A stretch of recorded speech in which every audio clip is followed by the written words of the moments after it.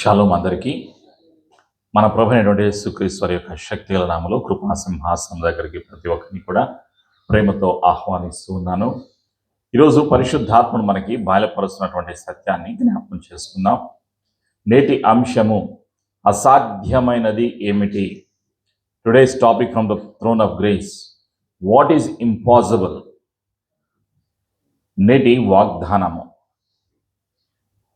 యెషయా గ్రంథము 26:12. Today's promise is found in the book of Isaiah 26 verse 12. వాగ్దానము యెషయా గ్రంథము 26:12. కలిసి నాతో చెప్పండి. యెహోవా, నీవు మాకు సమాధానము స్థిరపరచుదువు. నిజముగా నీవు మా పక్షమున నుండి మా పనులన్నిటినీ సఫలపరచుదువు. ఆమేన్. ప్రార్థన. యేసు రక్తము ద్వారా తండ్రి నీ సన్నిధికి వస్తున్నాము. నీ ఒక్కడివే సర్వోన్నతుడవు, సర్వాధికారివి, సకల ఆశీర్వాదాలకు కారణభూతుడమైనటువంటి దేవుడవు. నిన్న నేడు రేపు ఏకరీతిగా ఉన్నటువంటి సర్వశక్తిమంతుడవు. మారని ప్రేమతో, మార్పు లేని నీ యొక్క ప్రేమతో నిత్యము మా జీవితాల్లో నీ ప్రేమను చూపుతున్నందుకు నీకు వందనాలు.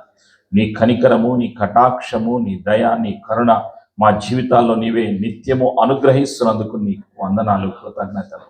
ఇంతవరకు తండ్రి ప్రేమను జ్ఞాపకం చేసుకోవటానికి, ఆరాధన చేయటానికి, ప్రార్థనా విన్నపములు యేసు ప్రభు నామములో చెల్లించడానికి పరిశుద్ధాత్ముడా నీవు సహాయము దయచేస్తున్నందుకు నీకు వందనాలు. ఈరోజు నీవు మా కొరకు సిద్ధపరిచినటువంటి వాక్కును, వాగ్దానమును, ఆశీర్వాదమును పొందుకోవటానికి మా ఆత్మీయ నేత్రాలు తెరుస్తున్నందుకు నీకు వందనాలు. ప్రతి విధమైనటువంటి అనుమానాన్ని, ప్రతి విధమైనటువంటి సాతాను యొక్క ఆలోచనను, ప్రణాళికను ఈ స్థలం నుండి మా జీవితాల నుండి పారదోలుతూబడి బంధిస్తున్నాము. యేసు రక్తంలో ఈ స్థలాన్ని, మా జీవితాలను ముద్రిస్తున్నాము. యేసు ప్రభుని ఒప్పుకొనుచున్నాము. నేటి వాక్యపు ఆశీర్వాదము కొరకు, వాగ్దానము కొరకు యేసు ప్రభు నామములో ప్రార్థించి యేసు ప్రభు నామములో సిద్ధపడుచున్నాము తండ్రి. ఆమేన్. ప్రియమైనటువంటి సంఘమా, ఈరోజు పరిశుద్ధాత్ముడు బయలుపరుస్తున్నటువంటి సత్యం. నేటి అంశము అసాధ్యమైనది ఏమిటి? వాగ్దానంలో ఉన్నటువంటి సత్యాన్ని మరొకసారి జ్ఞాపకం చేసుకుందాం. యెషయా 26:12 ఉన్నటువంటి సత్యం. యెహోవా, నీవు మాకు సమాధానము స్థిరపరచుదువు. ఇది దేవుని యొక్క వాగ్దానం. ఈ వాగ్దానము మొట్టమొదటిగా ఎవరి కొరకు దేవుడు సెలవిచ్చి ఉన్నాడు అంటే పరిశుద్ధాత్ముడు యెషయా అనేటువంటి ప్రవక్త ద్వారా ఇజ్రాయేలు జనాంగమునకు బయలుపరిచారు. రెండవదిగా సంఘమునకు, సార్వత్రిక సంఘమునకు బయలుపరిచారు. మాకు సమాధానము స్థిరపరచుదువు అంటే ప్రతి విశ్వాసి జీవితంలో ఆయన సమాధానాన్ని స్థిరపరచటానికి ఇష్టపడుతున్నటువంటి దేవుడు. అందుకే ఈ లోకములో సమాధానము లేదు. ఈ లోకములో పాపము ఉన్నది. ఈ లోకములో సమస్య ఉన్నది. అందుకే పరిశుద్ధాత్ముడు గుర్తు చేసినటువంటి సత్యం, యెషయా గ్రంథములో రాయబడినటువంటి కొన్ని సత్యాలను మనం జ్ఞాపకం చేసుకున్నాం. యెషయా గ్రంథములో రాయబడినటువంటి కొన్ని సత్యాలను జ్ఞాపకం చేసుకున్నాం. ఇక్కడ పరిశుద్ధాత్ముడు బయలుపరుస్తున్నటువంటి సత్యం యెషయా గ్రంథము 48:22. The book of Isaiah chapter 48 verse 22. దుష్టులకు నెమ్మది ఉండదని యెహోవా సెలవిచ్చుచున్నాడు. ఆలోచన చేయండి. దుష్టులు అంటే పాపులు, వాళ్ళకి నెమ్మది ఉండదు. ఈ లోకములో మానవుడికి ధనము ఉన్నది, అధికారము ఉన్నది. ఈ లోకములో లోకానికి సంబంధించినవి అన్నీ ఉన్నాయి. కానీ వాళ్లకు లేనిది ఏమిటి అంటే నెమ్మది ఉండదు, సమాధానము ఉండదు అని పరిశుద్ధాత్ముడు గుర్తు చేస్తున్నాడు. ఎవరికి సమాధానం? యేసు ప్రభువులో ఉన్న ప్రతి ఒక్కరికి, ప్రభు అనేటువంటి యేసు క్రీస్తు అని అంగీకరించిన ప్రతి ఒక్కరికి కూడా సమాధానము కలుగుతుంది అని పరిశుద్ధాత్ముడు తెలియచేస్తూ ఉన్నాడు. అదే సత్యాన్ని యెషయా గ్రంథం 26లో కూడా వ్రాయబడి ఉన్నది. The book of Isaiah chapter 26 verse 3. యెషయా 26:3. ఎవని మనస్సు నీ మీద ఆనుకొనునో వాని నీవు పూర్ణ శాంతి గలవానిగా కాపాడుదువు. ఎలైనగా అతడు నీ యందు విశ్వాసముంచి ఉన్నాడు. ఆమేన్. ఎవరైతే యేసు ప్రభువు నామములో విశ్వాసము ఉంచి ఆయన సన్నిధికి వస్తారో వారికి పరిపూర్ణమైనటువంటి శాంతి, సమాధానము వారి జీవితాల్లో కలుగుతాయి. వారికి కాపుదల కలుగుతుంది అని పరిశుద్ధాత్ముడు తెలియచేస్తూ ఉన్నాడు. ప్రియమైనటువంటి సంగమా, కాబట్టి ఈరోజు నేను ధైర్యముగా జీవించాలి అని తెలియచేస్తున్నాడు. యెషయా 26:12 ఉన్నటువంటి మరొక సత్యం ఏమిటంటే, నిజముగా నీవు మా పక్షమున నుండి మా పనులన్నిటినీ సఫలపరచుదువు. ఒక విశ్వాసి పక్షాన ఎవరు ఉన్నారు అంటే యేసయ్య ఉన్నారు. ఆయన నీ పక్షాన ఉండి నీ పనులన్నిటినీ కూడా సఫలపరుస్తూ ఉంటాడు. నీవు చేసేటువంటి ఉద్యోగములో, నీవు చేసేటువంటి వ్యాపారములో, నీ కుటుంబానికి, నీ జీవితానికి, నీ భవిష్యత్తుకు ప్రతి విషయంలో కూడా, నీవు చేసేటువంటి ప్రతి పనిలో కూడా నీవు ఫలవంతముగా ఉంటావు, ఆశీర్వాదకరముగా ఉంటావు అని పరిశుద్ధాత్ముడు గుర్తు చేస్తూ ఉన్నాడు. నిజముగా అని ఆయన తెలియచేస్తున్నాడు. నీవు మా పక్షమున ఉన్నావు అని ప్రవచనాత్మకంగా తెలియచేస్తూ ఉన్నాడు. ప్రేమైనటువంటి సంగమా, ఈ లోకములో మనుషులు మాట ఇచ్చి తప్పుతారు, కానీ దేవుడు చెయ్యలేనిది ఏమిటో తెలుసా? దేవునికి అసాధ్యమైనది ఏమిటి అంటే కొన్ని ఉన్నాయి. దేవునికి అసాధ్యమైనవి కొన్ని ఉన్నాయి. అవి మొట్టమొదటిగా ఏమిటి అంటే, దేవునికి అబద్ధం ఆడటం అన్నది అసాధ్యం. దేవుడు అబద్ధం ఆడడు. మనుషులైతే అబద్ధాలు ఆడతారు, కానీ దేవుడు అబద్ధం ఆడడు. ఆ సత్యాన్ని సంఖ్యాకాండములో 23:19 మనం చూస్తాం. The book of numbers 23:19 reveals the truth. ఇక్కడ 23:19 రాయబడినటువంటి సత్యం. కలిసి నాతో చెప్పండి. దేవుడు అబద్ధమాడుటకు ఆయన మానవుడు కాడు, పశ్చాత్తాపడుటకు ఆయన నరపుత్రుడు కాడు. ఆయన చెప్పి చేయకుండునా, ఆయన మాట ఇచ్చి స్థాపింపకుండునా. ఆమేన్. నీతో ఒక మాట దేవుడు సెలవిచ్చి ఉన్నాడు. నీకు ఒక ప్రవచనం ఉన్నది, నీకు ఒక వాగ్దానం ఉన్నది. ఆయన మాట ఇచ్చాడు. ఆకాశము భూమి గతిస్తుంది, కానీ ఆయన మాట మారదు. ఆయన మాటను నెరవేర్చేటువంటి దేవుడు. కాబట్టి ఆయనకు అసాధ్యమైనది ఏమిటి అంటే, అబద్ధం ఆడటం ఆయనకు అసాధ్యం. మాట ఇచ్చి మాట తప్పటం ఆయనకి అసాధ్యం. ఈ లోకములో మనుషులు మాట ఇస్తారు. ఆలోచన చేయండి. ఇంటెద్దలు పెంచుతూ ఉంటారు, హాలు అద్దెలు పెంచుతూ ఉంటారు. అవునా కదా? ముందేమో చెబుతారు, తర్వాత ఏమో పెరుగుతూ ఉంటాయి. వాళ్ళు మాట తప్పుతూ ఉంటారు. మనుషులు మాట తప్పుతారు, కానీ దేవుడు మాత్రం మాట తప్పడు. ఇది దేవునిలో ఉన్నటువంటి గుణం. ప్రియమైనటువంటి సంఘమా, మరొక సత్యాన్ని కూడా దేవుడు సెలవిస్తూ ఉన్నాడు. ఏమిటి ఆ సత్యం అంటే, దేవుడులో మార్పు లేదు, ఆయన ఆలోచనల్లో మార్పు లేదు. అదే సత్యాన్ని మలాకీ గ్రంథములో 3వ అధ్యాయములో 6వ వచనంలో మనం చూస్తాం. The book of Malachi chapter 3:6 ఇక్కడ రాయబడినటువంటి సత్యం పరిశుద్ధాత్ముడు గుర్తు చేస్తూ ఉన్నాడు. The book of Malachi chapter 3:6 Malachi గ్రంథము 3వ అధ్యాయము 6వ వచనం. కలిసి నాతో చెప్పండి. యెహోవానైన నేను మార్పు లేని వాడను గనుక యాకోబు సంతతి వారైన మీరు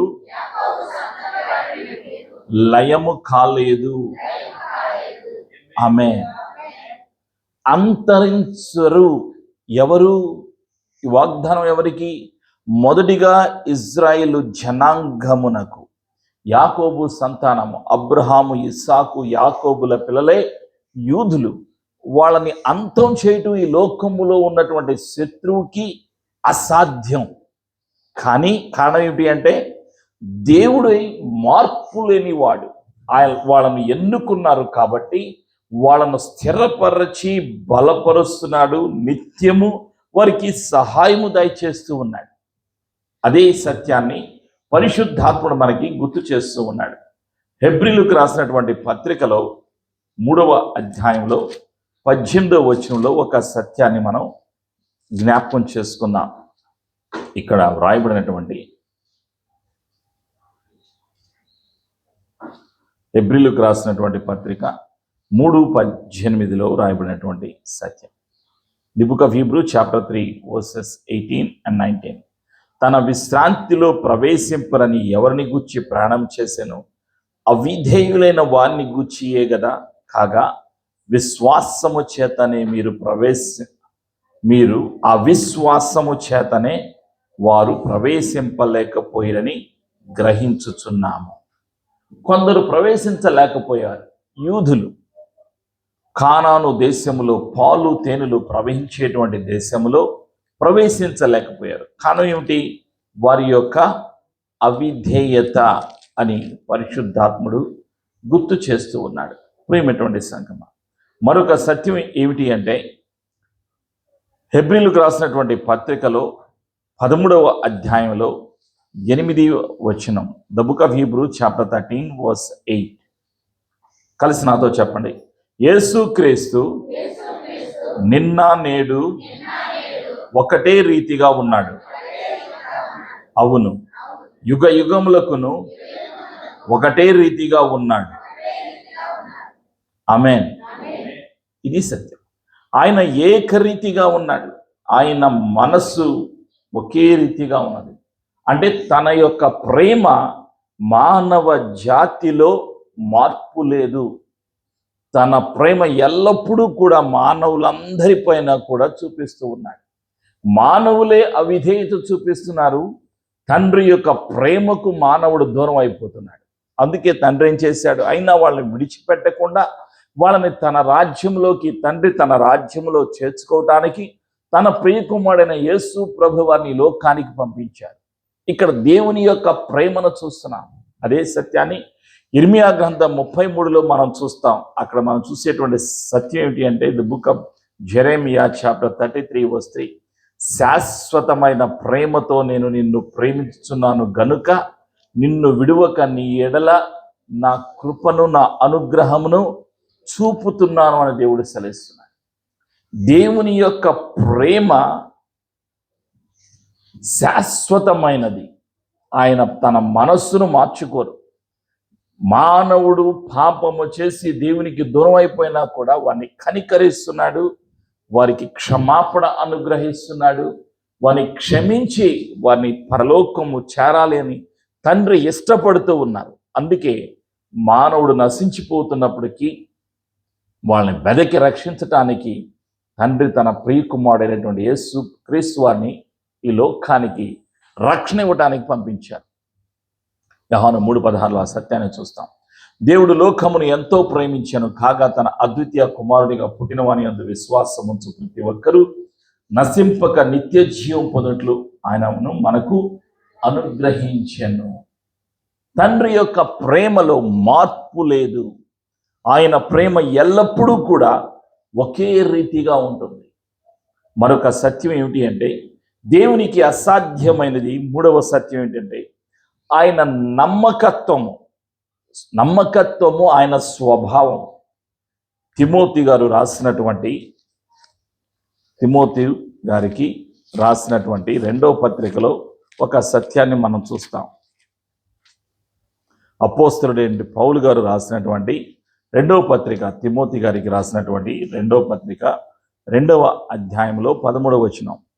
Paul's second letter to Timothy chapter 2 verse 13. కలిసి చెప్పండి. మనము నమ్మదగని వారమైనను ఆయన నమ్మదగిన వాడుగా ఉండును. ఆయన తన స్వభావమునకు విరోధముగా ఏదియు చెయ్యలేడు. ఆమేన్. ఇది దేవునికి అసాధ్యమైంది.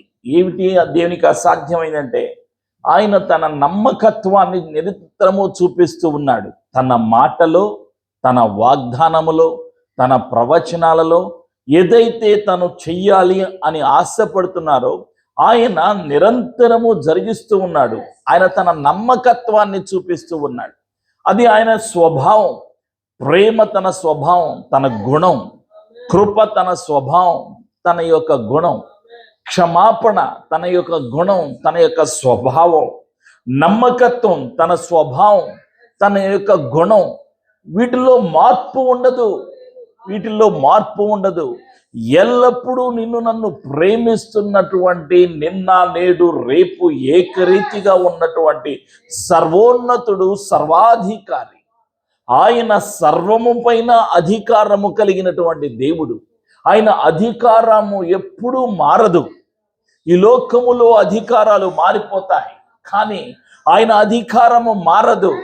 అందుకే ఆయన సెలవిస్తున్నటువంటి సత్యం ఏమిటి అంటే, ప్రియమైనటువంటి సంఘమా, ప్రకటన గ్రంథంలో 1వ అధ్యాయంలో 18వ వచనంలో తెలియజేస్తున్నాడు. The book of Revelation chapter 1 verse 18.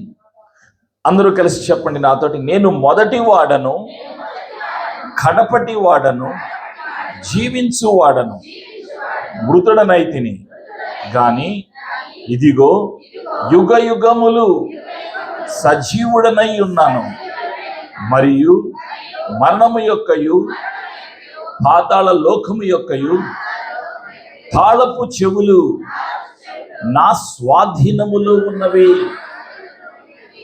ఆమె సర్వము ఆయన ఆధీనములో ఉన్నవి. ఈ లోకములో ఉన్నటువంటి మానవుడి యొక్క జీవితము, ఈ లోకములో ఉన్నటువంటి సృష్టి సమస్తము, మరణము, జీవము సమస్తము కూడా ఆయన ఆధీనములో ఉన్నది అని ఆయనే సెలవిస్తూ ఉన్నాడు. ప్రియమైనటువంటి సంఘమా, ఇంకా ప్రభు అయిన సెలవిస్తున్నారు, పరిశుద్ధాత్ముడు గుర్తు చేస్తున్నారు. నేను మొదటి వాడను, కడపటి వాడను, జీవించుచున్నాను. మరణము యొక్క పాతాళము యొక్క తాళపు చెవులు నా స్వాధీనములో ఉన్నవే.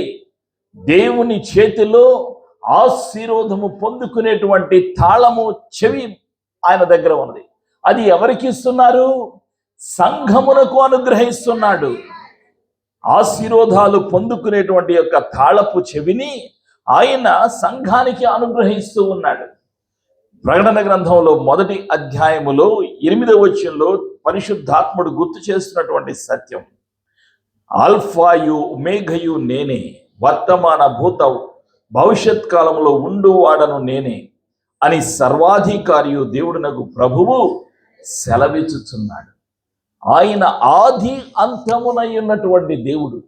ఈ లోకానికి అంతము ఉంటుంది, మానవుడి యొక్క జీవితానికి అంతము ఉంటుంది ఈ లోకములో. కానీ అంతము లేనిది దేవుని యొక్క ప్రేమ, అంతము లేనిది దేవుని యొక్క కృప, అంతము లేనిది దేవునిలో ఉన్నటువంటి పరిశుద్ధత, అంతము లేనిది దేవుడు అనుగ్రహించేటువంటి కనికరము, అంతము లేనిది దేవుడు సిద్ధపరిచినటువంటి పరలోకము.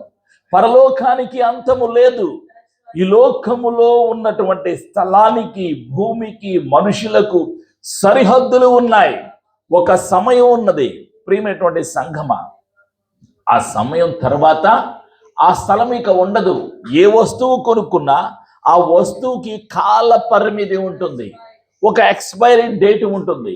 ఏ వస్తువు కొన్నా, ఏది కొన్నా సరే దానికి ఒక ఎక్స్పైరీ డేట్ ఉంటుంది, దానికి కాల పరిమితి ఉంటుంది. కానీ కాల పరిమితులు లేనిటువంటిది ఏమిటి అంటే దేవుని యొక్క ప్రేమ. పరలోకానికి సరిహద్దులు లేవు, వాటికి ఎల్లప్పుడూ కూడా అది ఉంటుంది. నిరంతరము ఉన్న దేవుడు.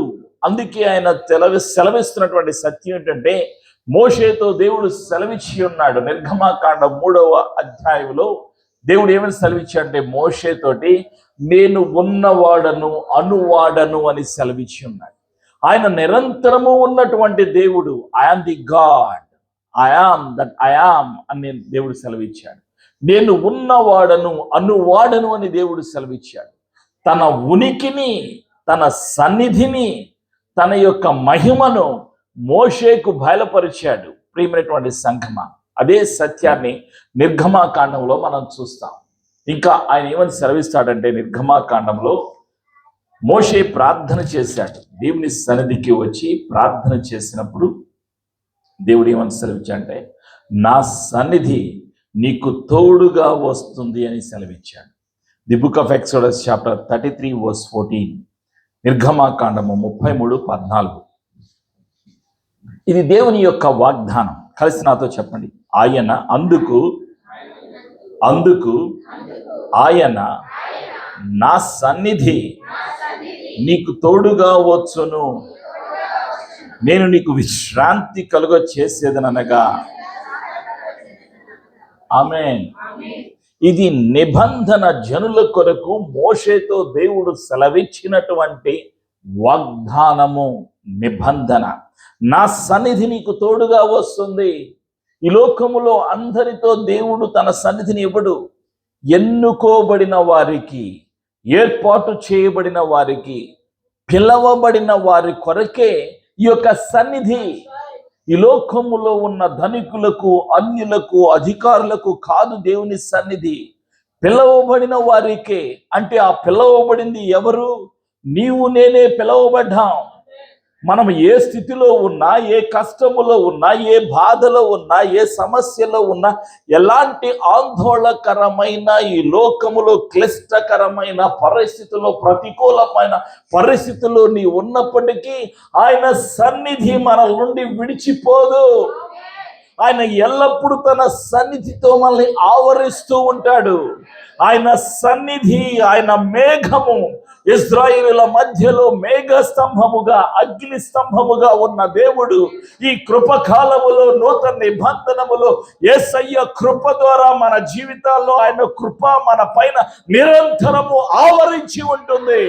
ఆయన మహిమ మన పైన, సంఘము పైన నిరంతరము ఆవరించి ఉంటుంది. నిరంతరము కూడా సంఘాన్ని సిద్ధపరచడానికి పరిశుద్ధాత్మను వాగ్దాన కర్తగా, తండ్రి ఆత్మగా, మధ్యవర్తిగా ఆయన ఉంచారు. కారణము, నీవు విడిచిపెట్టబడలేదు. నీవు నిత్యము నడిపించబడతావు. తండ్రి సన్నిధితో, తండ్రి ప్రేమతో, ఆయన వాగ్దానముతో, ప్రవచనముతో, సహాయముతో, దేవదూతల సమక్షముతో నిత్యము నీవు నడిపించబడతావు. నీ కళ్ళ ఎదురు కనిపించేటువంటి పరిస్థితులను చూడకు. నీ కళ్ళకు కనిపించినటువంటి సృష్టికర్త అయినటువంటి, ఆది అంతమునైనటువంటి, సర్వోన్నతుడైన సృష్టికర్త అయిన, ఆది అల్ఫా ఒమేగా అయి ఉన్నటువంటి యేసును చూడు. శిలువ మరణాన్ని చూడు. పునరుద్ధరణైన యేసును చూడు. నీకు నాకు ధైర్యము కలుగుతుంది. శిష్యులు కృంగిపోయారు. యేసయ్య మరణించిన తరువాత నిస్సహాయ స్థితిలో ఉన్నారు. ఏమి చెయ్యాలో తెలియనటువంటి స్థితిలో ఉన్నారు. వాళ్ళ దగ్గరకు వచ్చి యేసయ్య సెలవిచ్చారు. చూడండి, నేను సజీవుడను కాబట్టి మీరు కూడా జీవిస్తారు అని సెలవిచ్చారు. ఎవరితో సెలవిచ్చారు? పునరుద్ధరణైన తర్వాత యేసయ్య తను తాను ప్రత్యక్షపరుచుకున్నారు. తన శరీరాన్ని చూపించారు. తోమా అనేటువంటి ఒక శిష్యుడు నమ్మట్లేదు. శిష్యులు వచ్చి చెప్పారు, మేము యేసయ్యను చూశాము, యేసయ్య పునరుద్ధరణ అయిన తర్వాత మాకు కనిపించారు అంటే, తోమా, నా యొక్క వ్రేళ్లను ఆయన గాయాల వద్ద పెట్టితేనే కానీ నేను నమ్మను అన్నాడు. అప్పుడు యేసయ్య అన్నాడు, చూడక నమ్మిన వారు కన్నా, చూసి నమ్మిన వారు కన్నా చూడక నమ్మిన వారు ధన్యులు అని సెలవిచ్చారు. మన విశ్వాసము కళ్ళతో చూసిన దాన్ని కాదు, కళ్ళతో చూడని దాన్ని మనం విశ్వసించాలి. అదే పరిశుద్ధాత్ముడు ఆ రోజు బయలుపరిచాడు. ఎవరికి? తోమాకు బయలుపరిచాడు. తోమా దగ్గరికి వచ్చాడు. మిగతా శిష్యులు అందరూ ఉన్నారు. తోమా కూడా అక్కడే ఉన్నాడు. అప్పుడు యేసయ్య వాళ్ళకి ప్రత్యక్షమై, తోమా, ఈ యొక్క వేళ్ళు ఇక్కడ పెట్టు అని పెట్టాడు. తాకిన తరువాత అప్పుడు అంగీకరించాడు. నమ్ముతున్నాను అన్నాడు. అప్పుడు యేసయ్య అన్నారు, చూసి నమ్మిన వారి కన్నా చూడక నమ్మిన వారు ధన్యులు అని యేసయ్య సెలవిచ్చారు. ప్రియమైనటువంటి సంఘమా, మనలో విశ్వాసాన్ని పెంచటానికే వాగ్దానపు ఆత్మ పరిశుద్ధాత్మని అనుగ్రహించాడు. ఆయన ద్వారానే మనకి విశ్వాసము పెరుగుతుంది. విశ్వాసము నుండి విశ్వాసములోకి మనము నడిపించబడతాం.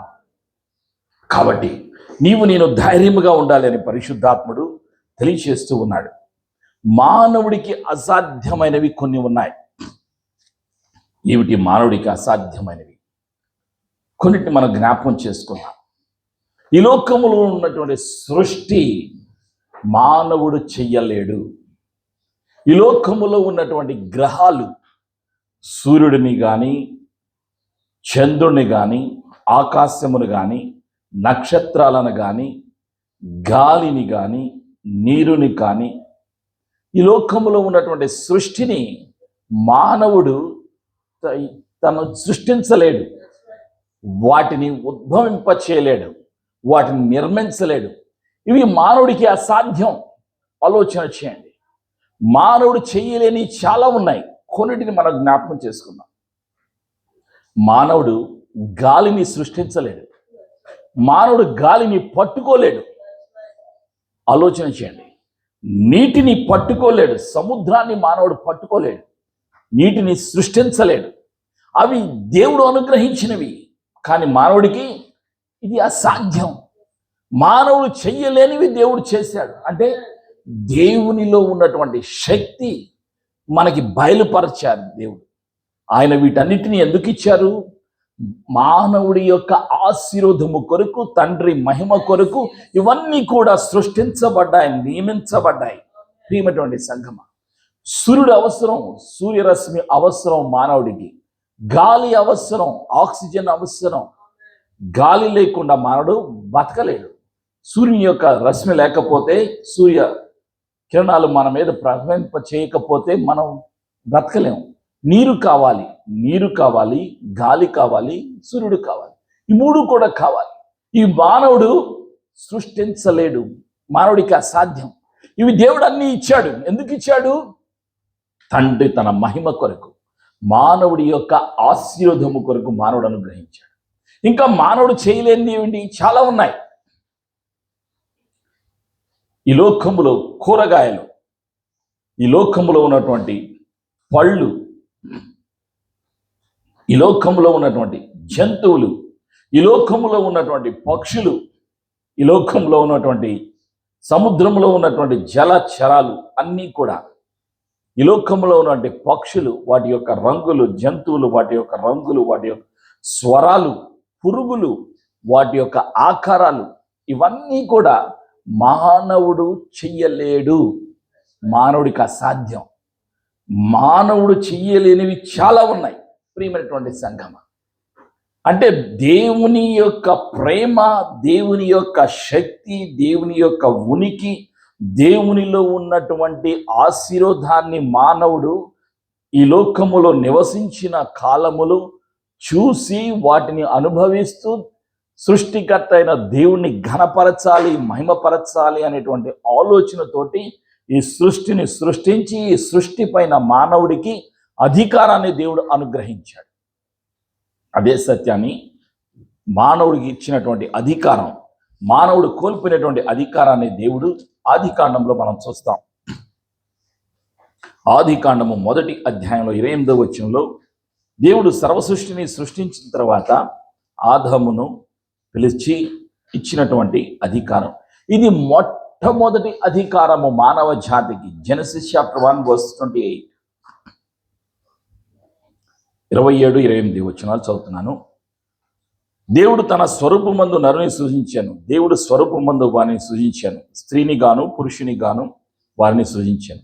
దేవుడు వారిని ఆశీర్వదించాను. ఎట్లనగా, మీరు ఫలించి అభివృద్ధి పొంది విస్తరించి భూమిని నిండించి దాన్ని లోపరుచుకునండి. సముద్రపు చేపలను, ఆకాశ పక్షులను, భూమి మీద ప్రాకు ప్రతి జీవిని ఏలుడని దేవుడు వారితో చెప్పాడు. ఈ సృష్టిని సృష్టించిన తర్వాత సృష్టి పైన అధికారాన్ని దేవుడు మొదటి మానవుడైనటువంటి ఆదాముకి అనుగ్రహించాడు. ఈ సృష్టిలో ఉన్న సమస్తం పైన ఆయనకి అధికారం ఉన్నది. ఇంకా దేవుడు ఏం సెలవిచ్చాడు? మీరు ఫలించాలి, మీరు ఈ లోకాన్ని మీరు అభివృద్ధి పొందాలి, మీరు విస్తరించాలి అంటే సంతానాభివృద్ధి కలిగి ఉండాలి, మీరు అన్ని విషయాల్లో ఫలించాలి, మీరు ఈ సమస్తాన్ని కూడా మీ ఆధీనంలోకి ఉంచుకోవాలి. ప్రతి జీవిని ఏలుడని అధికారం ఇచ్చాడు. నువ్వే పరిపాలన చేయాలి అని అధికారాన్ని అనుగ్రహించాడు. ఎవరికి? ఆదాముకు. ఈ ఆదాముకి దేవుడు ఇచ్చినటువంటి అధికారం. అంతేకాకుండా ఇంకా దేవుడు ఏమని సెలవిచ్చాడంటే అక్కడ ఉన్నటువంటి ప్రతి ఒక్క జంతువుకి, తోటలో ఉన్నటువంటి ప్రతి దానికి కూడా పేర్లు పెట్టమని కూడా అధికారాన్ని అనుగ్రహించాడు. 2వ అధ్యాయంలో, ఆదికాండంలో 2వ అధ్యాయంలో 19వ వచనం, జెనసిస్ చాప్టర్ 2 వర్స్ 19. దేవుడైన యెహోవా ప్రతి భూజంతువును ప్రతి ఆకాశ పక్షిని నేల నుండి నిర్మించి ఆదాము వాటికి ఏ పేరు పెట్టునో చూచుటకు అతని యొద్దకు వాటిని రప్పించెను. జీవగల ప్రతి దానికి ఆదాము ఏ పేరు పెట్టినో ఆ పేరు దానికి కలిగెను. ఆలోచించాను. ఈ భూలోకంలో జంతువులన్నిటికీ కూడా పేర్లు పెట్టేటువంటి అధికారాన్ని ఆది మానవుడైనటువంటి ఆదాముకి దేవుడు అనుగ్రహించాడు. ఆలోచన చేయండి. దేవుడు తన యొక్క ప్రేమను, తన శక్తిని, తన ఆశీర్వాదాన్ని, తన మహిమను తను సృష్టించిన మానవుడికి పంచుతూ ఉన్నాడు. ఆయనలో పక్షపాతము లేదు. ఆయన ప్రతి ఒక్కరిని కూడా ప్రేమిస్తున్నాడు. ప్రతి ఒక్కరిని కూడా ఆశీర్వాదకరముగా ఉంచాలి అన్నదే దేవుని యొక్క సంకల్పం, దేవుని యొక్క ప్రణాళిక. అలాంటి మానవుడి లోకంలో పాపంలో పడిపోయాడు, శాపంలో పడిపోయాడు. అలాంటి మానవుడిని విడిపించాడు తండ్రి తన ప్రియకుమారుడైన యేసుక్రీస్తు వారి ద్వారా. మానవుడికి అసాధ్యమైనది ఇంకా ఏమిటి అని మనం ఆలోచన చేస్తే, ప్రాణం ఇవ్వటం మానవుడికి అసాధ్యం, జీవం ఇవ్వటం మానవుడికి అసాధ్యం, మరణిస్తున్నటువంటి మానవుడికి ఊపిరిని ఇవ్వటం మానవుడికి అసాధ్యం. మానవుడు నీటిపైన నడవలేడు. ఆలోచన చేయండి. ప్రభువైన యేసుక్రీస్తు వారి లోకములో నివసించినటువంటి కాలములో శిష్యులు పడవ ప్రయాణం చేస్తూ ఉన్నారు. గలిలియా సముద్రంలో పడవ ప్రయాణం చేస్తూ ఉన్నారు. వాళ్ళంతా కూడా పడవలో ప్రయాణం చేస్తూ ఉన్నారు. మత్తయి సువార్త 14వ అధ్యాయంలో 22 నుంచి 33 వచనాల్లో మనం చదివితే అక్కడ భాగం రాయబడి ఉంది. శిష్యులు ప్రయాణం చేస్తూ ఉన్నారు. సముద్రంలో ఉంది పడవ. అది రాత్రి వేళ తెల్లవారుజామున చీకటిగా ఉన్నది. ఆ చీకటి గల ప్రాంతంలో ప్రభువైన యేసుక్రీస్తు వారు నీటి మీద నడుచుకుంటూ దగ్గరికి వస్తూ ఉన్నారు. దగ్గరికి వస్తూ ఉంటే శిష్యులు చూశారు. పడవలో ఉన్నటువంటి శిష్యులు దూరం నుండి ఒక వెలుగు ప్రకాశిస్తుంది. ఆ వెలుగును చూసి భయక్రాంతులైపోయి భూతమని వాళ్ళు కేకలు వేశారు. అప్పుడు యేసు ప్రభువు వారు నేనే అని వాళ్ళతో చెప్పినప్పుడు వాళ్ళకి ధైర్యం కలిగింది. అప్పుడు యేసు ప్రభువు వారు నీటి మీద నడుచుకుంటూ పడవ దగ్గరికి వచ్చారు. పేతురు మొదటిగా ఏమన్నాడంటే, అది నీవే అయితే నేను కూడా వస్తాను అన్నాడు. సరే రా అన్నారు. పేతురు కూడా పడవలో నుండి దిగాడు. దిగి నడవడం ప్రారంభించాడు. కొన్ని అడుగులు వేశాడు. వేసిన తర్వాత అది తుఫాను, రాత్రి వేళ తెల్లవారుజామున తుఫాను. ఆ తుఫానుకి, ఆ గాలికి, ఆ సముద్రానికి, ఆ యొక్క అలలకి అవన్నీ చూసిన తర్వాత పేతురికి ఆందోళన కలిగింది, భయం కలిగింది. తన యొక్క దృష్టి యేసు ప్రభువు వారి మీద నుంచి లోకం వైపు ఎప్పుడైతే చూశాడో మునిగిపోవటం ప్రారంభించాడు. అప్పుడు నేను నశించిపోతున్నాను బిగ్గరగా కేకవేశాడు పేతురు. యేసయ్య తన చెయ్యి పట్టుకొని లేవనెత్తి లోపలికి ఇద్దరు కలిసి పడలోకి వెళ్ళారు. ఆలోచించి తను ఆ తర్వాత ఆజ్ఞాపించారు. సృష్టికి యేసయ్య ఆజ్ఞాపించారు. ఆజ్ఞాపించిన వెంటనే ఆ యొక్క గాలి, వాన, వర్షం అంతా కూడా ఆగిపోయింది. ఆలోచించారు. మానవుడు చేయలేనేమిటి? గాలిని ఆపలేడు, వర్షాన్ని ఆపలేడు, సముద్రాన్ని ఆపలేడు, మానవుడి యొక్క ప్రాణాన్ని ఇవ్వలేడు, మానవుడి యొక్క ప్రాణాన్ని తీసుకోలేడు. ఆలోచించాను. ఇవన్నీ కూడా దేవుని ఆధీనంలో ఉన్నాయి. ప్రియమైనటువంటి సంగమా, మానవుడు చేయలేనిటువంటి విషయాలు చాలా ఉన్నాయి. ఆయన సర్వము అనుగ్రహించాడు. ఆయన సర్వశక్తిమంతుడు. అందుకే నీవు నేను కూడా నిరంతరము కూడా విశ్వాసము కలిగి జీవించాలి. ఆయనలో సర్వము ఉన్నది, సర్వశక్తి ఉన్నది. తన సర్వమును మానవుడికి ఇచ్చి మానవుడితో కలిసి జీవించాలన్నది తండ్రి యొక్క సంకల్పం. అందుకే మానవుడిని సృష్టించింది కూడా దేనికంటే సహవాసము చేయటానికి, ఆరాధన చేయాలని దేవుడు కోరుకున్నాడు. మానవుడు ఎల్లప్పుడూ కూడా సహవాసం చేయాలి. ఎవరితో సహవాసం చేయాలి? యేసు ప్రభుతో సహవాసం చేయాలి, పరిశుద్ధాత్మతో సహవాసం చేయాలి, వాక్యముతో సహవాసం చేయాలి అని దేవుడు కోరుకున్నాడు.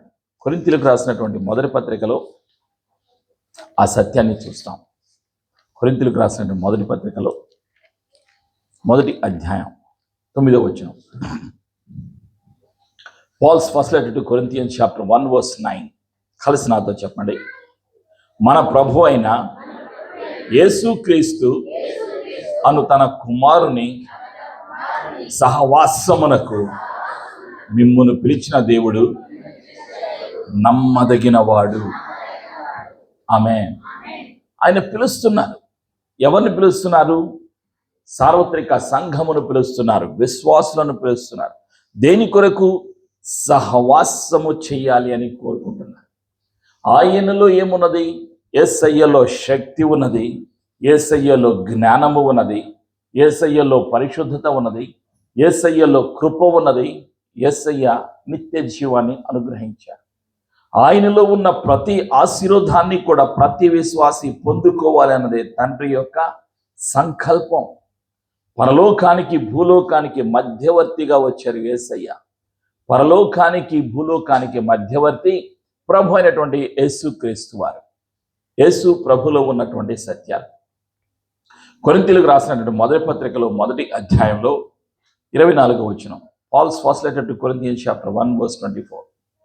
కలిసి నాతో చెప్పండి. ఆయన యూదులకు ఆటంకముగాను అన్యజనులకు వెర్రితనముగాను ఉన్నాడు, కానీ యూదులకేమి గ్రీసు దేశస్థులకేమి పిలువబడిన వారికే క్రీస్తు దేవుని శక్తియు దేవుని జ్ఞానమునై ఉన్నాడు.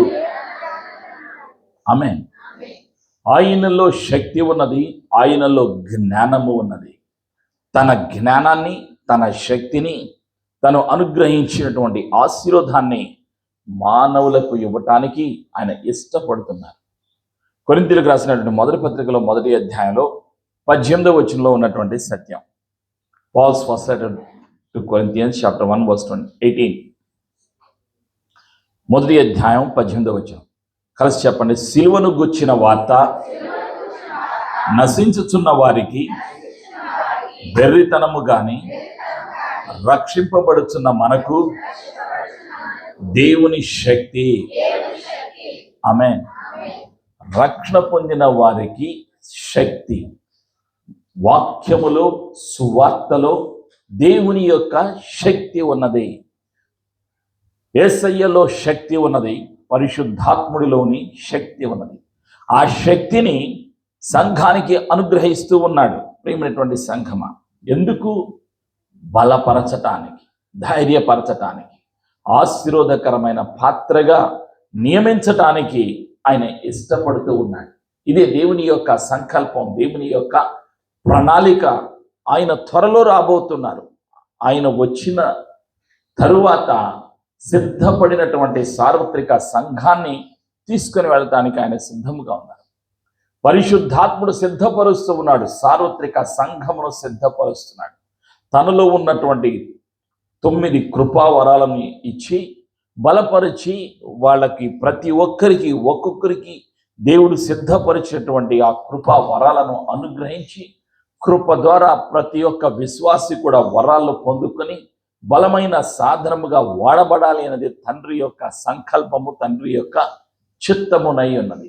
అందుకే యేసు ప్రభువు వారి లోకములో నివసించినటువంటి కాలములో పునరుత్థానుడు అయిన తర్వాత యేసయ్య తన శిష్యులను పిలిచి సెలవిచ్చినటువంటి సత్యం మత్తయి సువార్త 28వ అధ్యాయంలో 18వ వచనంలో యేసయ్య సెలవిచ్చారు. ఎవరితోటి? శిష్యులతో సెలవిచ్చారు. మాథ్యూ చాప్టర్ 28:18, మత్తయి 28:18. కలిసి నాతో చెప్పండి. అయితే యేసు వారి యొద్దకు వచ్చి పరలోకమందును భూమి మీదను నాకు సర్వాధికారము ఇయ్యబడి ఉన్నది. ఆమేన్. యేసయ్య చెప్పారు. ఎవరికి చెప్పారు? శిష్యులతో చెప్పారు. సర్వాధికారము ఇవ్వబడి ఉన్నది. యేసయ్య నాకు ఇవ్వబడి ఉన్నది అని సెలవిచ్చారు. యేసయ్య సర్వాధికారాన్ని తిరిగి సంఘానికి అధికారాన్ని అనుగ్రహించారు. ప్రియమైనటువంటి సంఘం. కాబట్టి శిష్యులు ఏం చేయాలి? మీరు వెళ్ళండి అని యేసయ్య అంటున్నారు. ఎవరితో అంటున్నారు? శిష్యులతో అంటున్నారు. కాబట్టి మీరు వెళ్ళి సమస్త జనులను శిష్యులుగా చేయుడి. 19వ వచనం, తండ్రి యొక్కయు కుమారుని యొక్కయు పరిశుద్ధాత్మ యొక్క నామంలో వారికి బాప్తిజం ఇచ్చుచు నేను మీకు ఏ ఏ సంగతులను ఆజ్ఞాపించుతున్న వాటన్నిటినీ గైకొనవలని వారికి బోధించుడి. ఇదిగో నేను యుగ సమాప్తి వరకు సదాకాలము మీతో కూడా ఉన్నానని వారితో చెప్పాను. యుగ సమాప్తి వరకు నేను మీతో కూడా ఉన్నాను. సదాకాలం ఎల్లప్పుడూ మీతో నాతో ఉండేది ఎవరు? ఆయన సన్నిధి, ఆయన యొక్క ఆత్మవరాలు, ఆయన ప్రేమ ఎల్లప్పుడూ మనతో ఉంటాయి, సదాకాలము ఉంటాయి. వాటికి అంతము లేదు అని పరిశుద్ధాత్ముడు మనకి గుర్తు చేస్తూ ఉన్నాడు. ప్రియమైనటువంటి సంఘమా, మనకు ఎప్పుడు ధైర్యం కలుగుతుంది అంటే ఎప్పుడైతే మనం యేసయ్య మాటను మనము అంగీకరిస్తామో, విశ్వసిస్తామో అప్పుడు మనకి ధైర్యం కలుగుతుంది. లోకాన్ని చూస్తే భయం కలుగుతుంది, ఆందోళన కలుగుతుంది, నిస్సహాయత కలుగుతుంది. ఎప్పుడైతే మనము ఆయన మాటను చూస్తామో, ఆయన ప్రేమను జ్ఞాపకం చేసుకుంటామో, ఆయన కృపను జ్ఞాపకం చేసుకుంటాము, రక్షణను జ్ఞాపకం చేసుకుంటాము, యేసయ్య మరణమును పునరుత్థానమును జ్ఞాపకం చేసుకుంటాము, అప్పుడు మనకి ధైర్యం కలుగుతుంది, మనలో విశ్వాసము పెరుగుతుంది. అందుకే ఆయన సెలవిస్తూ ఉంటాడు, పగలు రాత్రి ఆయన వాక్యమును ధ్యానించాలి అని ఆయన కోరుకుంటూ ఉన్నాడు. ప్రకటన గ్రంథములో 1వ అధ్యాయంలో 3వ వచనంలో పరిశుద్ధాత్ముడు తెలియజేస్తున్నాడు. The book of Revelation chapter 1:3. ప్రకటన గ్రంథము 1వ అధ్యాయము 3వ వచనంలో సెలవిస్తున్నటువంటి సత్యం.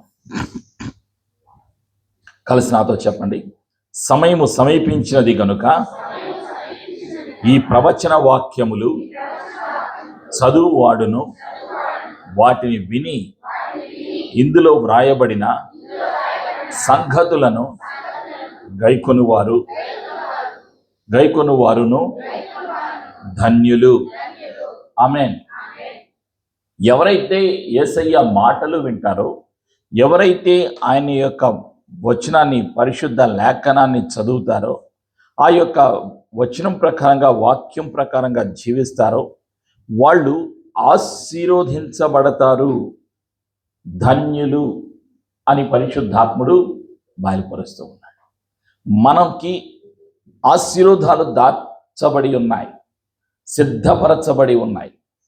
కారణం ఏంటి అంటే ఈ లోకము నుండి, చీకటి నుండి దేవుడు మనల్ని వేరుపరిచింది, ప్రత్యేకపరిచింది. తనలో ఉన్నటువంటి శ్రేష్టమైన ప్రతిదీ కూడా మనకు ఇవ్వటానికి. ఆయనలో శ్రేష్టమైనది ఉన్నది. ఈ లోకములో మన కళ్ళకు కనిపించింది అది మంచిగా ఉంటుంది, కానీ అది కాదు, దేవుడు అనుగ్రహించేదే శ్రేష్టమైనది. కాబట్టి నేను ఎన్నుకోవాలి. ఏమిటి? మనం అడగాలి, నీవు నా కొరకు సిద్ధపరిచిన శ్రేష్టమైనది నాకు ఇస్తున్నందుకు వందనాలు అని చెప్పాలి. నీ చిత్తములో ఉన్నది, నీవు నా కొరకు సిద్ధపరిచిన ఆ శ్రేష్టమైనది నాకు కావాలి, the best I need from you అని మనం కోరుకోవాలి. ప్రియమైనటువంటి సంగమా, ఈ లోకంలో మంచిదంతా కూడా దేవుని దృష్టిలో మంచిది కాదు, ఆయన దృష్టిలో మంచిదే శ్రేష్టమైనది. కాబట్టి అందుకొరకు నేను సిద్ధపడాలి అని పరిశుద్ధాత్ముడు మనకి గుర్తు చేస్తూ ఉన్నాడు. ఈ లోకములో మనము నివసిస్తున్నటువంటి కాలంలో ఏది ఎన్నుకోవాలో తెలియనటువంటి పరిస్థితి మనకు కనిపిస్తుంది. కారణం ఏంటంటే మన కళ్ళకు కనిపిస్తుంది అన్నీ కూడా మనకు మంచిదిలా కనిపిస్తాయి, కానీ వాటిని ఎన్నుకోవాలి. వాటన్నిటిలో నుండి ఏది శ్రేష్టమైనది, ఏది ఉన్నతమైనది, ఏది దేవుని చిత్తములో, తండ్రి చిత్తములో ఉన్నదో మనము గుర్తించటానికి, గ్రహించటానికి, పొందుకోవటానికే పరిశుద్ధాత్ముడిని మనకి వరముగా అనుగ్రహించాడు. వివేచన వరము, స్పిరిట్ ఆఫ్ డిజర్న్మెంట్ ఆయన మనకి అనుగ్రహిస్తాడు. ఆయన పరిశుద్ధాత్మని అనుగ్రహించిన తర్వాత ఆ పరిశుద్ధాత్ముడు మనకేం చేస్తాడు? తండ్రి చిత్తాన్ని మనకి బయలుపరుస్తాడు. తండ్రి చిత్తములో ఉన్నది మనకి తెలియచేస్తూ ఉంటాడు. నిత్యము అని మనకి తెలియచేస్తూ ఉంటాడు, సహాయము దయచేస్తూ ఉంటాడు. అదే సత్యాన్ని యోహాను గారు రాసినటువంటి మొదటి పత్రికలో 5వ అధ్యాయంలో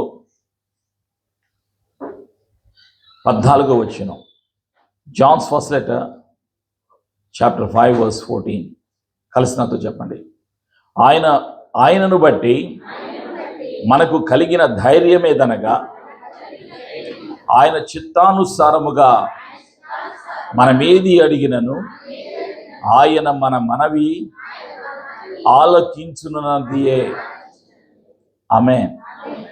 తండ్రి చిత్తానుసారముగా మనం అడగటానికి ఆ పరిశుద్ధాత్ముడే మనకి సహాయము దయచేస్తాడు, బయలుపరుస్తాడు. మనకు తెలియదు తండ్రి చిత్తం ఏమిటో, కానీ ఆయనకి తెలుసు. ఎవరికి తెలుసు? పరిశుద్ధాత్ముడికి తెలుసు. ప్రతి ఒక్కరిలో ఉన్నటువంటి దేవుని చిత్తాన్ని ఆయనకి తెలుసు. కాబట్టి తండ్రి ఆలోచన, తండ్రి చిత్తాన్ని మనకి బయలుపరుస్తాడు. మన పక్షాన ఆయన ప్రార్థన చేస్తాడు, మనతో ఉండి మనకి సహాయం దయచేస్తాడు. అదే సత్యాన్ని రోమిలకు రాసినటువంటి పత్రిక 8వ అధ్యాయం 26వ వచనంలో పరిశుద్ధాత్ముడు గుర్తు చేస్తూ ఉన్నాడు. The book of Romans chapter 8 verse 26. కలిసి నాతో చెప్పండి. అటువలే ఆత్మయు మన బలహీనతను చూచి సహాయము చేయుచున్నాడు. ఎలైనగా మనము యుక్తముగా ఎలాగూ ప్రార్థన చేయవలెనో మనకు తెలియదు కానీ ఉచ్చరింప శక్యము కాని మూలుగులతో ఆ ఆత్మ తానే మన పక్షముగా విజ్ఞాపనము చేయుచున్నాడు. ఆమేన్. ఆయన మన పక్షాన విజ్ఞాపన చేస్తాడు, పరిశుద్ధాత్ముడు. అందుకే ఆ పరిశుద్ధాత్ముడికి ఉన్నటువంటి పేరు ఏమిటి అంటే సహాయకుడు. ఎవరికి సహాయం చేస్తాడు? ఎన్నుకోబడినటువంటి వారికి, ఏర్పరచబడిన వారికి ఆయన నిత్యము సహాయం చేస్తాడు. అప్పుడు మనకేం కలుగుతుంది? ఆశీర్వాదము కలుగుతుంది. నీవు నేను ఎవరిని అని అంటే పిలవబడ్డాము, ఎన్నుకోబడ్డాము, ఏర్పాటు చేయబడ్డాము. యోహాను సువార్త 15:16లో పరిశుద్ధాత్ముడు తెలియచేస్తున్నాడు. John's gospel chapter 15 verse 16. కలిసి నాతో చెప్పండి. మీరు నన్ను ఏర్పరచుకొనలేదు, మీరు నా పేరట తండ్రిని ఏమి అడుగుదురో అది ఆయన మీకు అనుగ్రహించున్నట్లు మీరు వెళ్ళి ఫలించుటకును మీ ఫలము నిలిచియుండుటకును నేను మిమ్మును ఏర్పరచుకొని నియమించితిని. ఆమేన్. ఆలోచన చేయండి. పరిశుద్ధాత్ముడు ఏమని తెలియచేస్తున్నాడంటే మనం దేవుణ్ణి ఎన్నుకోలేదు, దేవుడే మనల్ని ఎన్నుకున్నాడు. ఆయన ఎన్నుకుని ఏర్పాటు చేసుకుని నియమిస్తున్నాడు. ఈ పని కొరకు, ఈ సమయంలో, ఈ స్థలములో నీవు ఇక్కడ ఉండాలి అని దేవుడు నిర్ణయిస్తున్నాడు. ఆలోచన చేయండి. మనము పుట్టక మునుపే, ఈ భూమికి పునాది లేనప్పుడే మన యొక్క అంతము మన ఆరంభానికి ముందే తెలిసిన సర్వజ్ఞాని మన కొరకు తను సిద్ధపరిచిన ప్రణాళికను మన జీవితాల్లో జరిగించటానికి ఆయన ఇష్టపడుతూ ఉన్నారు. ఆలోచించు. అంటే నీ ఆలోచనల్లో ఉండవలసింది ఏమిటి అంటే మన స్వభావములో, మన ఆలోచన విధానము, మన ప్రార్థన విధానములో ఉండవలసింది ఏమిటి అంటే, నన్ను నీవు పిలిచావు, నన్ను నీవు ఎన్నుకున్నావు, నన్ను నీవు ఏర్పరచుకున్నావు, నన్ను నీవు స్థిరపరుస్తావు, నేను ఏది అడిగినా నీవు అది నాకు అనుగ్రహిస్తావు, నేను ఫలించాలని నీవు కోరుకుంటున్నావు, ఆ ఫలము అంతము వరకు ఉండాలని నీవు కోరుకుంటున్నందుకే నీకు వందనాలు అని నేను ప్రార్థనలో మనము తెలియచేయాలి. ఇదే దేవుని యొక్క సంకల్పం, దేవుని యొక్క ఆలోచన. ఆయన కృపాక్షేమలు ఇప్పుడు ఎల్లప్పుడు మనకి సదా తోడేండునుగాక. ఆమె ప్రార్థన చేసుకున్నాం. ప్రతి ఒక్కరూ లేచి నిలబడి మన జీవితాలను సమర్పించుకున్నాం. ప్రేమగల తండ్రి, ప్రేమగల జీవము గల వాక్కును వినటానికి ఇంతవరకు పరిశుద్ధాత్మ నీవే సహాయము దయచేసినందుకు నీకు వందనాలు. నీవు సెలవిచ్చినటువంటి వాగ్దాన బలాన్ని బట్టి నీకు వందనాలు. నీ వాగ్దానమును బట్టి నీకు వందనాలు. నీవే మాకు సమాధానమును స్థిరపరిచేటువంటి దేవుడవు. మా పనులన్నింటిలో మాకు సహాయము దయచేసేటువంటి దేవుడవు. ఏ ఉద్యోగము చేస్తున్నా, ఏ పని చేస్తున్నా, ఏ వ్యాపారం చేస్తున్నా, మా పనులన్నింటిలో కూడా నీవే మాకు ఫలము, ఆశీర్వాదము అనుగ్రహించేటువంటి దేవుడవని నమ్ముచున్నామయ్యా. మాకు అసాధ్యమైనవి ఈ లోకములో చాలా ఉన్నాయి, కానీ తండ్రి నీకు అసాధ్యమైనది ఏదీ కూడా లేదు. యేసు ప్రభువా, నీవు నిన్న నేడు రేపు ఏకరీతిగా ఉన్నటువంటి దేవుడవు, మార్పు లేని దేవుడవు, నమ్మకత్వాన్ని చూపిస్తున్నటువంటి దేవుడవు, సర్వశక్తిమంతుడవు. మా కొరకు పరలోకాన్ని సిద్ధపరిచినందుకు నీకు వందనాలు. నీ కృప ద్వారా నీవు అనుగ్రహించిన రక్షణను బట్టి నీకు వందనాలు. యేసయ్య పరిశుద్ధ రక్తము ద్వారా అనుగ్రహించిన విమోచనకై, విడుదలకై, నిత్య జీవమునకై తండ్రి నీకు వందనాలయ్యా. నీవు మా కొరకు సిద్ధపరిచిన ప్రతి పరలోకపు ఆశీర్వాదాలను, భూలోకపు ఆశీర్వాదాలను యేసు ప్రభు నామములో మేము పొందుకోవటానికి పరిశుద్ధాత్ముడ నీవే సహాయము దయచేస్తున్నందుకు నీకు వందనాలు. ప్రతి విధమైనటువంటి అనుమానాన్ని, ప్రతి విధమైనటువంటి రోగపు అధికారాన్ని, ప్రతి విధమైనటువంటి చీకటి దురాత్మల ప్రభావాన్ని, అధికారాన్ని, సాతాను యొక్క ప్రణాళికను మా జీవితాల నుండి యేసు ప్రభు నామములో పారదలతో బడి బంధిస్తున్నాము. విడుదల యేసు రక్తములో కలుగునుగాక. యేసు రక్తము ద్వారా ప్రతి కుటుంబానికి విడుదల కలుగునుగాక, కాపుదల కలుగునుగాక, ఆశీర్వాదము కలుగునుగాక, సమాధానము కలుగునుగాక, జీవము కలుగునుగాక, ప్రతి కుటుంబములో సమృద్ధి కలుగునుగాక. పరలోకపు ఆశీర్వాదాలు, భూలోకపు ఆశీర్వాదాల చేత ప్రతి ఒక్క కుటుంబము నింపబడునుగాక. తండ్రి నీకు వందనాలయ్యా. ఇంతవరకు నీవు చెప్పమన్నటువంటి మాటలను మేము చెప్పడానికి అవకాశం ఇచ్చావు. ఈ సన్నిధిలో ఒక సమర్పణ చేయుచుండగా, మా జీవితాలను నీ సన్నిధిలో సమర్పించుకొనిచుండగా పరిశుద్ధాత్ముడ నీవే మాకు సహాయము దయచేస్తున్నందుకు నీకు వందనాలు.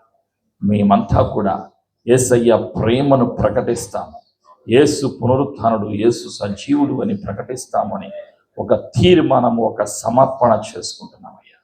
నీవే మా సమర్పణను మా జీవితాల్లో స్థిరపరుస్తున్నందుకు నీకు వందనాలు. నీవు మాట ఇచ్చి నెరవేర్చే దేవుడవు.